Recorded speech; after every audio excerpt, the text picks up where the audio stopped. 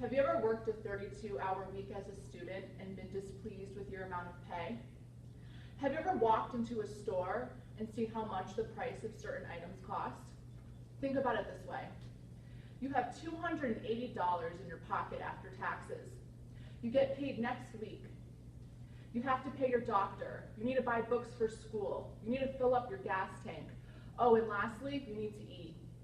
But as soon as the week is over, you have $5 left in your pocket until the next payday.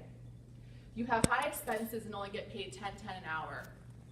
This is a harsh reality for everyday Americans, and I'm here today to persuade you as to why we need a higher federal minimum wage. We need to rise the federal minimum wage because 1, it would increase other wages, 2, it would reduce poverty, and 3, it would reduce government welfare spending. Let's jump into my main point. We need to raise the minimum wage because it would increase other wages.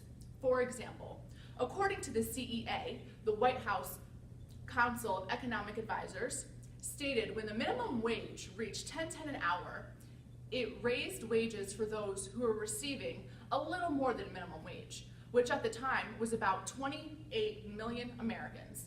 There are around 3.7 million Americans who are working minimum wage. And if we increase their wages, then 35 million other workers who get a little more than the current minimum wage, their wages will go up as well. This is called the ripple effect, and it only works when we increase the minimum wage. Lastly, the Department of Health and Human Services stated that poverty income starts at $24,600 for a family of 4. If you bring that income in, that would mean you're making $11.83 an hour and are at poverty level, even though you are making a little more than $10.10 an hour. Therefore, we seriously need to increase the minimum wage so that others who are making more than the minimum wage can get their wages increased. Now, if my first point didn't persuade you, maybe my second one will. Increasing the minimum wage will reduce poverty. According to massbudget.org, 60% of all those who get paid the minimum wage are women. In my opinion, is the reason as to why they won't raise it, who also live in low poverty areas. There are some states that have their minimum wage higher than the federal minimum wage of $10.10 an hour. And according to the EPIonline.org, states that have a higher minimum wage than the federal minimum wage have lower poverty rates.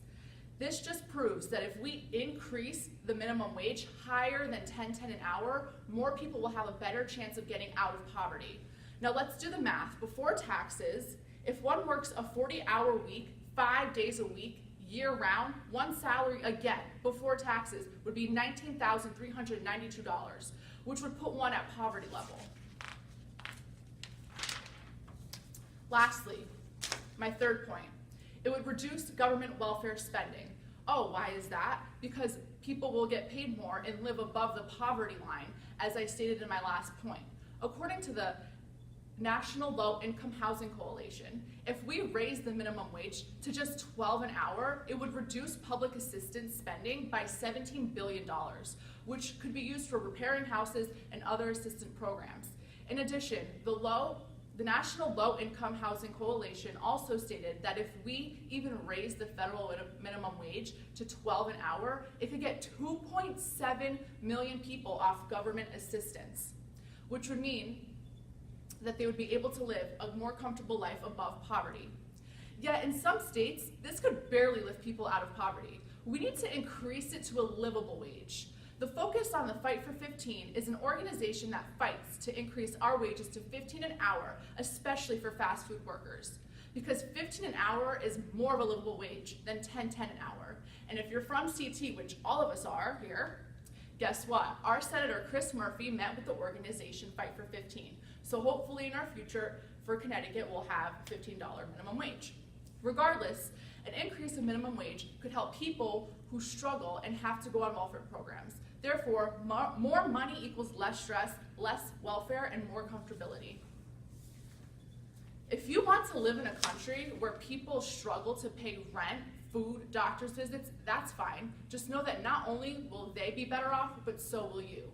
Just remember that everywhere around you, people are getting $10.10 an hour. Your sales associate who fold the clothes that you're looking at, the person who made the food that you're eating, people who work in warehouses making sure that your items get to you efficiently, and lastly, some security guards to make sure that you're safe. As I stated before, minimum wage should be increased because increased minimum wage increases wages for others, reduces poverty, and reduces government welfare spending. Now vote for people who care about your life. Thank you.